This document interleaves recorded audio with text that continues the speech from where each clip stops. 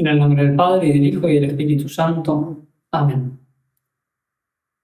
Ven, Espíritu Santo, llena los corazones de tus fieles y enciende en ellos el fuego del amor. Envía, Señor, tu Espíritu y serán creadas las cosas y renovarás la faz de la tierra. Oh Dios, que habéis adoctrinado los corazones de tus fieles con las luces del Espíritu Santo, danos a gustar lo recto según ese mismo Espíritu y gozar siempre de sus celestiales consuelos. Por Jesucristo nuestro Señor. Amén. Continuando con la tercera semana de los ejercicios espirituales, meditaremos ahora los misterios de nuestro Señor Jesucristo en su pasión, que van desde el prendimiento de Getsemaní, en Getsemaní, a los pies del Monte de los Olivos, hasta el pretorio, donde Jesús es juzgado por Poncio Pilato. Comenzar con la oración preparatoria, pidiendo a Dios la gracia de que todas mis intenciones, acciones y operaciones sean puramente ordenadas en servicio y alabanza de su divina majestad. El primer preámbulo, como siempre, es traer la historia del misterio que queremos contemplar. En este caso, será recordar cómo nuestro Señor, traicionado por Judas, es apresado en Getsemaní y, abandonándole todos sus discípulos, es llevado a la casa de Anás primero, donde lo interrogan una primera vez, donde recibe una bofetada y Pedro lo niega por primera vez. Eso está en el punto 291 de los ejercicios. Luego, trasladado al palacio de Caifás, Pedro lo niega 2 veces más y, mirado por el Señor, llora amargamente. Jesús es condenado a muerte, pasa la noche en prisión, siendo maltratado por los guardias de los judíos. Punto 292 del libro de ejercicios. Al amanecer es llevado ante Pilato, acusado de sedición y de prohibir el tributo al César. Pilato lo interroga y declara que no encuentra culpa en él, pero el pueblo prefiere liberar a Barrabás en su lugar. Punto 293 de los ejercicios espirituales. Esa es la historia. El segundo preámbulo es la composición del lugar.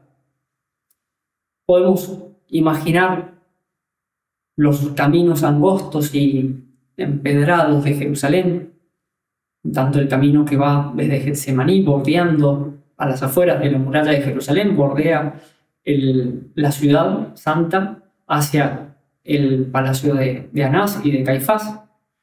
Ahora la actual iglesia de San Pedro en Galicanto, a las afueras de Jerusalén, donde pasa la noche, y después, entrando ya a Jerusalén, podemos imaginar esas calles empedradas hasta la Torre Antonia, lo que estaba en la esquina de la explanada del templo actualmente. Podemos servirnos también de lo que uno puede haber visto en la película sobre la Pasión de Cristo de Mel Gibson, que tan bien ha recreado esos escenarios. Podemos entonces pensar el camino, el palacio de Caifás y de Anás, el pretorio, esa plaza del pretorio. Bueno, imaginar, componer esos lugares con la imaginación. Tercer preámbulo es demandar lo que quiero, la gracia y el fruto que deseo alcanzar en esta meditación. Será aquí dolor y confusión, porque para evitarme la sentencia de condenación por mis pecados, quiso Jesús ser traicionado, juzgado e injustamente condenado por los hombres. Dolerme y confundirme porque por mí Él sufre esto. El primer punto, vamos desde Getsemaní a la casa de Anás. Entonces nos trasladamos, como decía, a las afueras de Jerusalén, al pie del Monte de los Olivos, donde se encuentra este huerto de Getsemaní, lugar frecuentado por Jesús y sus discípulos. Ya es tarde, pasada la medianoche. La luna llena hace que sea una noche bastante clara.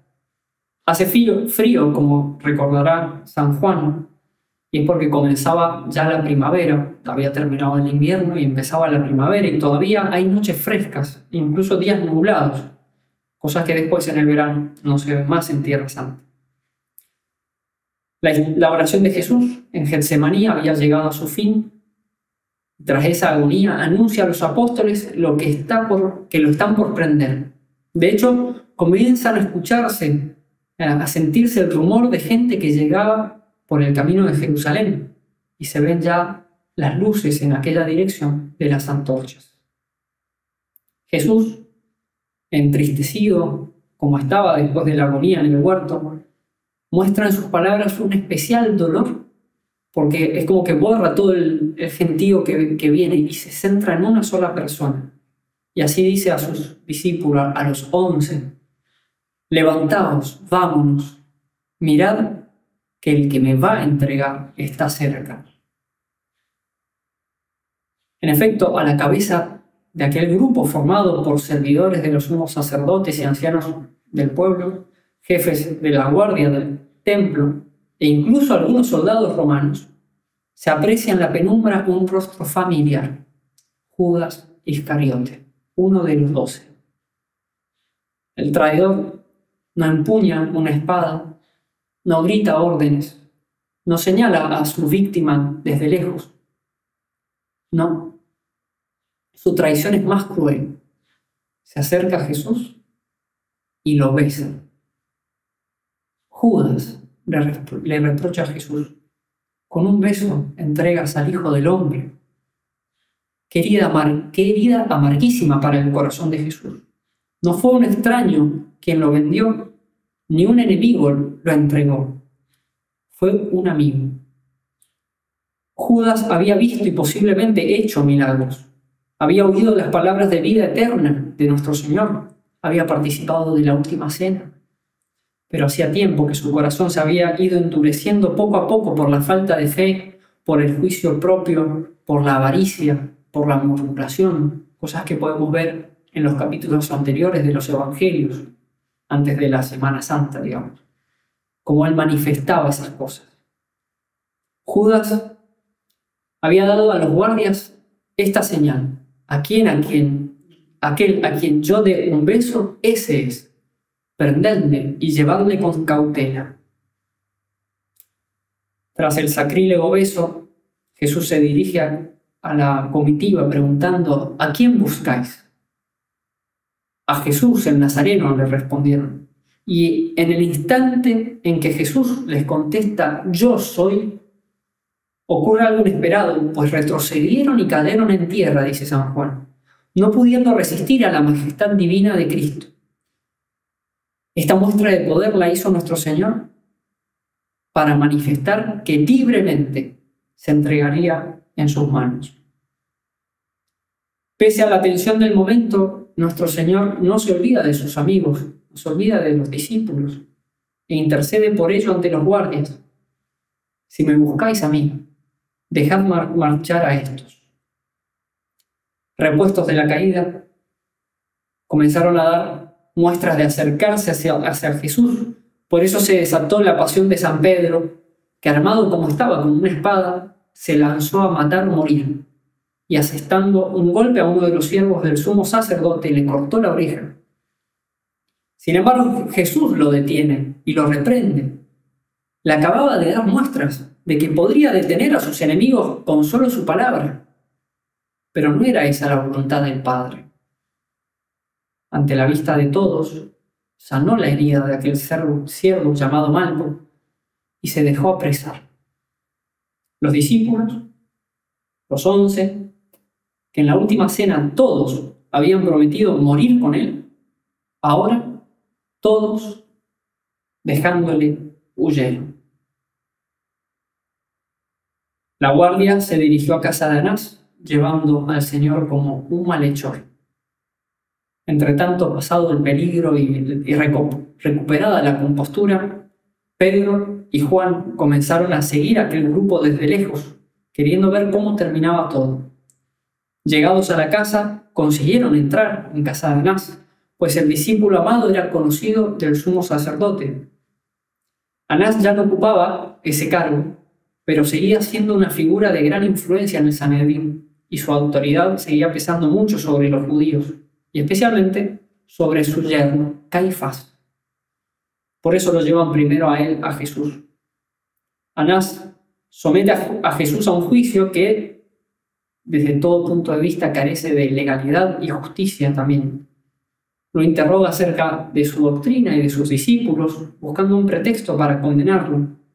Jesús le responde: he hablado abiertamente ante todo el mundo. He enseñado siempre en la sinagoga, en el templo, donde se reúnen todos los judíos, y no he hablado nada a ocultas. ¿Por qué me preguntas? Pregunta a los que me han oído lo que les he hablado. Ellos saben lo que he dicho. Apenas Jesús respondió así, uno de los siervos del sumo sacerdote lo golpeó en su cara. ¿Así contestas al sumo sacerdote? Ese golpe, según la palabra griega usada en el Evangelio, pudo haber sido propinado con un palo. Y prueba de lo brutal que fue es que puede verse en la sábana santa de Turín el rostro del Señor con la nariz rota y el tabique desviado. De acuerdo a los evangelios, este es el primer golpe físico que recibe el Verbo encarnado de parte de los hombres. Y Jesús, a quien le ha sido dado todo poder en el cielo y en la tierra, no devuelve golpe por golpe, no aniquila al irreverente, sino que con infinita mansedumbre le dice: si he hablado mal, declaren qué, pero si he hablado bien, ¿por qué me pegas? Aquel servidor, aquel hombre, estuvo cara a cara frente a Dios. ¿Y qué hizo? Le propinó una tremenda bofetada. Nos indigna tal comportamiento.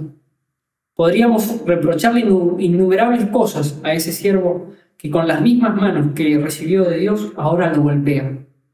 Sin embargo, si miramos en el espejo de nuestras propias acciones, nos damos cuenta de que a través de nuestros pecados hacemos exactamente lo mismo.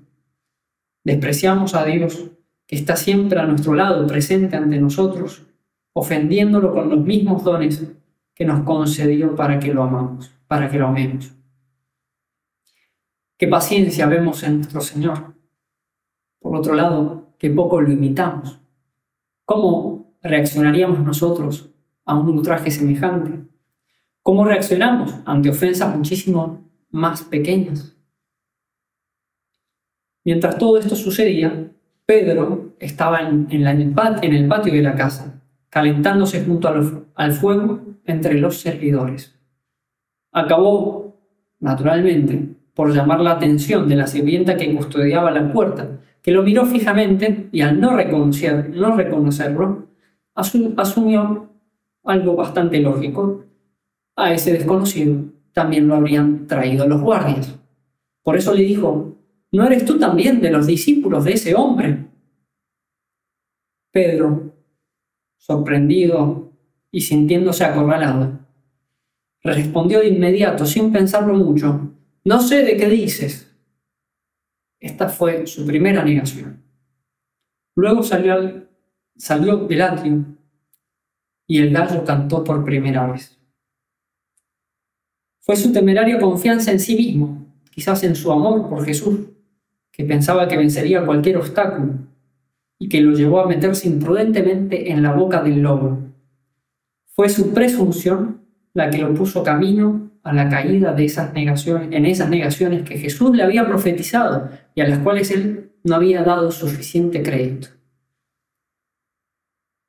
Volviendo al juicio, se siente ya satisfecho Anás y lo envía a casa de Caifás, su yerno, sumo sacerdote en función aquel año, para que él lo juzgue, o mejor dicho, lo condene oficialmente. Y que lo condene se podía esperar porque ¿qué se podría esperar de un juez que poco tiempo antes había convencido a los judíos de matar a Jesús, diciéndoles que era conveniente que un solo hombre muera y no que perezca la nación entera? Ya, segundo punto, en casa de Caifás, llevaron al Salvador ante el sumo sacerdote. Allí también estaban reunidos sacerdotes y escribas. Ese juicio de la noche no era oficial, se trataba de una reunión preliminar para ver cómo podrían formular los cargos contra Jesús y encontrar la manera de darle muerte. No era que habían jueces, habían enemigos en ese juicio. Buscaron testigos, aunque fuesen falsos, con tal de que sus palabras bastaran para justificar una sentencia. Pero los testimonios se contradecían. Se repitieron las viejas acusaciones, que blasfemaba porque perdonaba pecados, que se llamaba a sí mismo Hijo de Dios, que violaba el sábado, que expulsaba los demonios con el poder de Belzebú, que engañaba al pueblo. Pero no era suficiente para condenarlo a muerte. Entonces se presentaron dos testigos que tocaron un punto especialmente sensible para los judíos, el templo. Dijeron: le hemos oído decir, destruiré este templo hecho por manos humanas, y en 3 días edificaré otro no hecho por manos de hombre. El testimonio también era falso. Jesús no había dicho exactamente eso. No había dicho nunca que destruiría el templo, sino que si ellos lo destruían, destruir este templo, él entonces construiría otro no hecho por manos del hombre. Hablando no del templo de piedra, sino del templo de su cuerpo, queriendo significar que cuando lo mataran, él resucitaría al 3er día. En medio de las calumnias, Jesús callaba. Ese silencio era más elocuente que cualquier defensa y cumplía una profecía de Isaías. Como cordero llevado al matadero, enmudecía y no abría la boca. Impaciente de esto, ya el sumo sacerdote lo conminó en nombre de Dios a hablar. No respondes nada. ¿Qué es esto que atestiguan contra ti? Te conjuro por el Dios vivo que nos digas si tú eres el Cristo, el Hijo de Dios. Entonces el Señor habló. No podía dejar de decir la verdad, no podía dejar de honrar a su Padre, en cuyo nombre había sido conminado a hablar. Tú lo has dicho, yo soy, y veréis al Hijo del Hombre sentado a la derecha del poder y viniendo sobre las nubes del cielo. Fue su confesión más solemne y también su sentencia de muerte. Caifás, al escucharlo, rasgó sus vestiduras y Jesús contempló en su pecho un corazón corrompido por la envidia y endurecido por el odio. De juez que era, se convirtió al instante en testigo y acusador. Ha blasfemado. ¿Qué necesidad tenemos ya de testigos? Acabáis de oír la blasfemia. ¿Qué os parece? Entonces todos, sin excepción, le condenaron a muerte. Entonces, peor aún, jueces y acusadores se hicieron todos verdugos y se pusieron a escupir en la cara y a bofetear y golpear a Jesús. Después decidieron reunirse en la mañana siguiente para concluir el juicio de una manera formal y pedir la ejecución de Cristo al poder romano. Dejaron pues a Jesús en manos de los guardias, quienes lo llevaron a una habitación que servía como prisión, donde continuaron maltratándolo. A los golpes y escupitajos sumaron ahora la burla impía de cubrirle los ojos, aquellos ojos a los que nada hay encubierto, y le abofeteaban diciendo: «Profetízanos, Cristo, ¿quién es el que te ha pegado?», y proferían contra él muchas otras injurias. Isaías, 8 siglos antes de Cristo, había visto aquella escena y había dejado por escrito lo que haría el Mesías. Ofrecí mi cuerpo a los que me herían, mis mejillas a los que tiraban de mi barro, y no aparté mi rostro de los que me escupían y me insultaban. A estos dolores se sumaron a los dolores de Cristo otros, más agudos aún: las negaciones de Pedro y el suicidio de Judas. Vimos ya la primera negación en la casa de Anás. Cuando Jesús fue llevado al palacio de Caifás, Pedro también le siguió allí. Ya el gallo había cantado una vez, y Jesús le había dicho que antes que cantara 2 veces, él le negaría 3.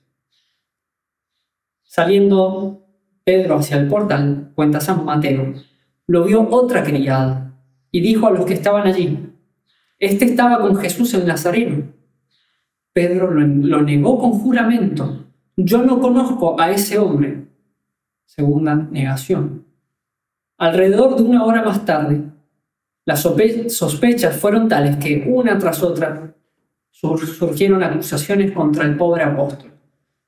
«Tú eres uno de ellos, se ve por tu manera de hablar», dijo uno. Y otro añadía: «Estoy seguro de que éste andaba con él, se nota que es Galileo».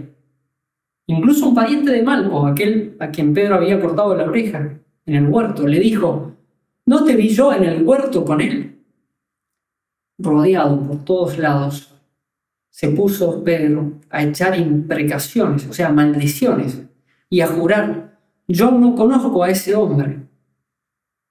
Dice San Mateo que inmediatamente cantó un gallo.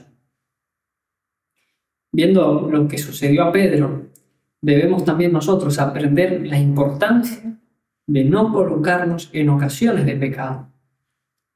No se cumplió lo que Pedro había prometido: «Daré mi vida por ti», sino lo que Jesús había profetizado: «Me negarás 3 veces».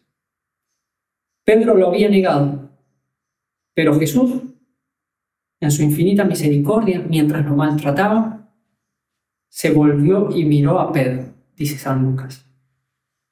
No fue una mirada de reproche ni de desprecio, fue una mirada de perdón, una mirada de salvación, así como Dios miró al mundo entero y vio los pecados de los hombres y decidió salvarlo. Fue esa mirada la que transformó a Pedro y atravesó su alma como un rayo de luz que lo llenó de vergüenza, de arrepentimiento y de dolor. Y saliendo afuera lloró amargamente. Aquellas lágrimas lavaron su pecado y fueron el principio de una nueva fidelidad, fundada no ya en su fuerza, sino en la gracia de Dios. Pensemos que nosotros también hemos negado muchas veces a Jesús, con nuestras palabras, con nuestras acciones, incluso con nuestros silencios. También hemos mentido, hemos buscado quedar bien ante los hombres antes que confesar la verdad. También nos hemos acercado imprudentemente al peligro, a las ocasiones de pecado. Hemos caído, pero Jesús no deja de mirarnos siempre. Nos mira con el mismo amor, con la misma ternura, con el mismo deseo de salvarnos. Judas, por su parte, cuenta San Mateo, se negó a esa mirada. Viendo que Jesús había sido condenado, fue acosado por el remordimiento y devolvió las 30 monedas de plata a los sumos sacerdotes y a los ancianos, diciendo: «Pequé, entregando sangre inocente». Tiró las monedas en el santuario, pero después se retiró, fue y se ahorcó. También en esto debemos aprender. Lo sucedido con el apóstol que se convirtió en traidor y su tristísimo fin debe ayudarnos a no confiarnos en la vida espiritual por los bienes que hemos recibido. Una buena formación, quizás un buen ambiente, una buena familia, las gracias interiores recibidas a lo largo de nuestra vida, en la oración, en estos mismos ejercicios que están haciendo. Todo esto no nos da por sí mismo la perseverancia. Judas recibió mucho más, pero no quiso aprovecharse de todo lo que recibía. No quiso morir nunca a su juicio propio, a sus propios planes, para dejar sus propios planes para hacer la voluntad de Dios. No quiso dejar sus propios criterios para tomarlos del Evangelio. No se dejó transformar por la fe y por la enseñanza de Cristo, y por eso terminó traicionándolo. Y cuando fue acosado por el remordimiento, se dio cuenta y confesó que pecó, pero no buscó el perdón de Dios, sino que se cerró en sí mismo. Le disgustó lo que vio y decidió acabar con su propia vida. Último punto, en el pretorio. Amaneció el viernes. día tristemente memorable para el pueblo judío, porque en él cometió su más grande pecado. Pero también día dichoso, pues en él se redimió el mundo y se abrieron las puertas del cielo. Aunque la sentencia ya se había decidido la noche anterior, los sacerdotes se reunieron en sesión oficial del Sanedrín al amanecer para darle aparente legitimidad al juicio de Jesús. Viejos y cansados aquellos hombres, sin embargo, madrugaron con diligencia para consumar su maldad. Por llamarse Mesías, lo acusarían ante Roma como rey de los judíos.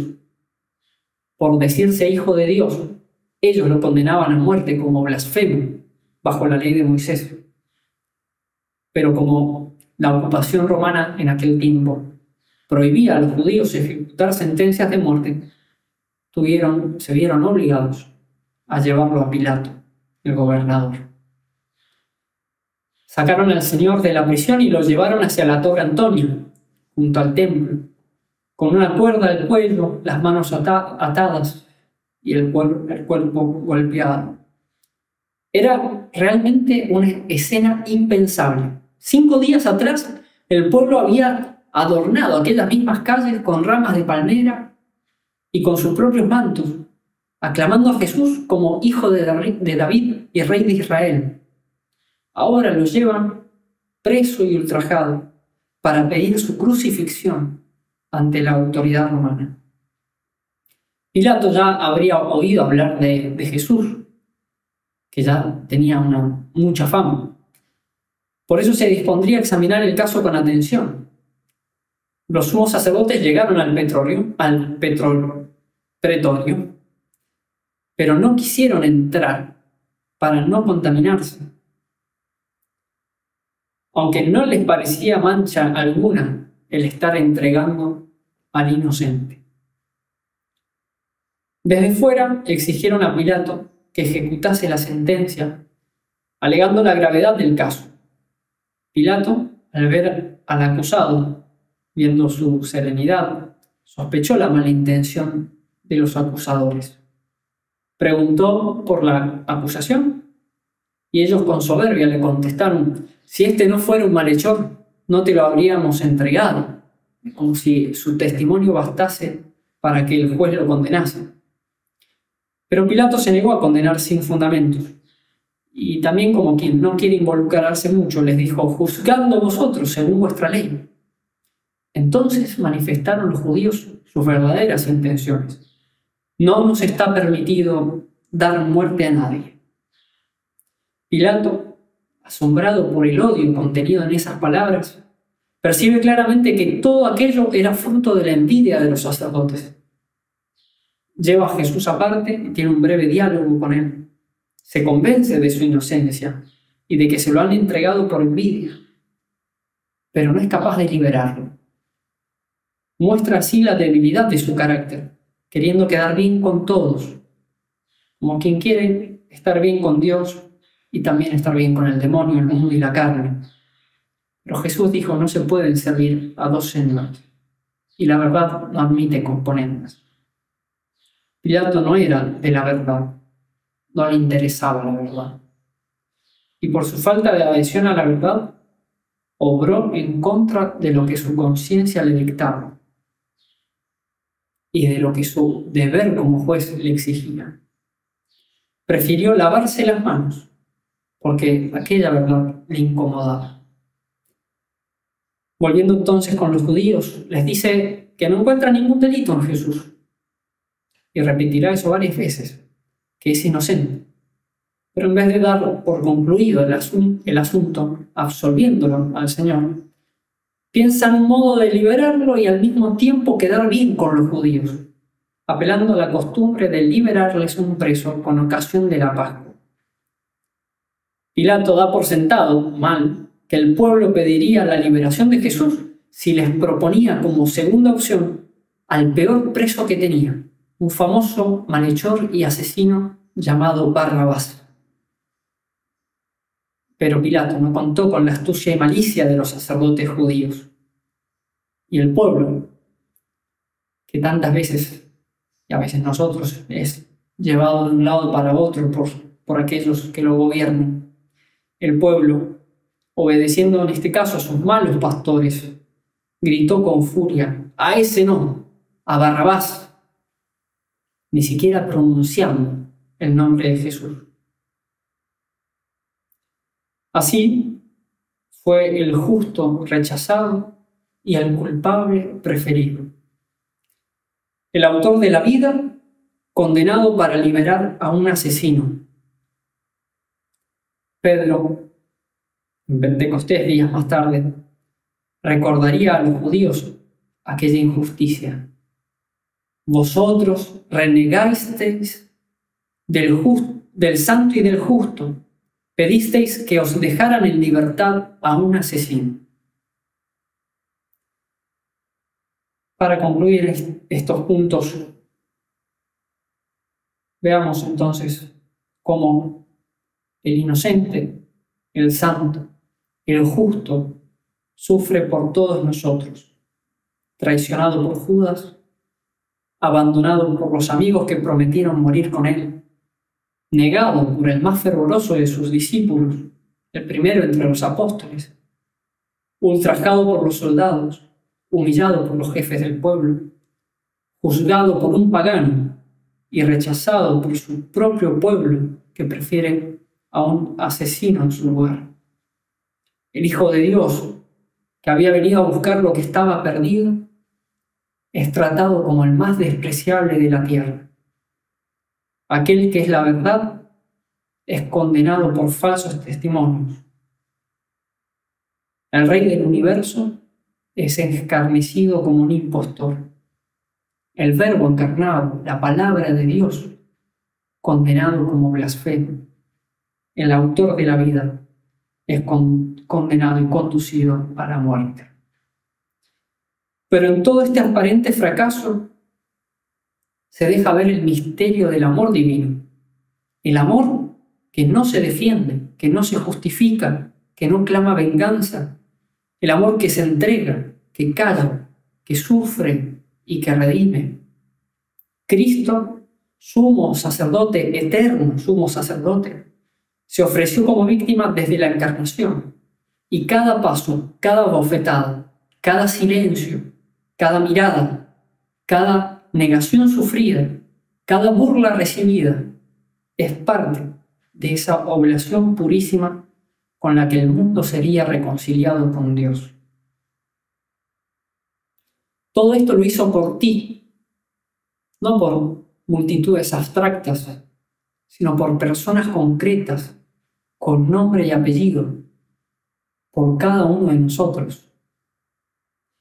Y por eso cada traición, cada abandono, cada negación, cada pecado que cometemos se vuelve una espina en su frente, una bofetada en su rostro, una herida en su corazón.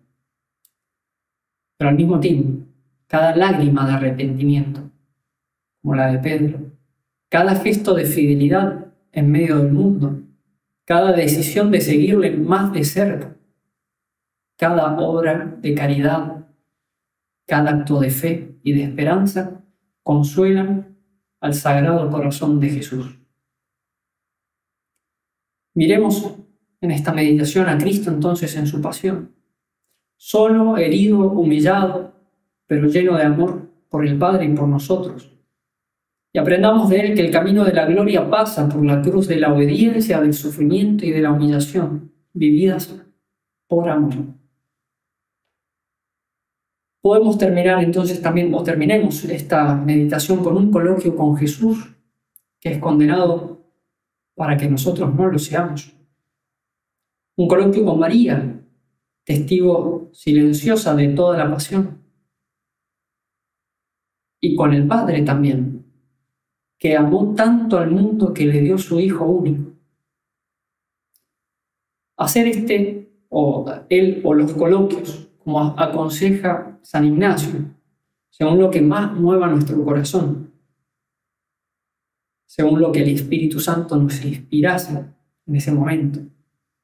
Siempre con el deseo de preguntarnos: ¿qué debo hacer yo por Cristo, que tanto ha hecho sufrido y amado por mí. Gloria al Padre, y al Hijo, y al Espíritu Santo, como era en el principio, ahora y siempre, por los siglos de los siglos.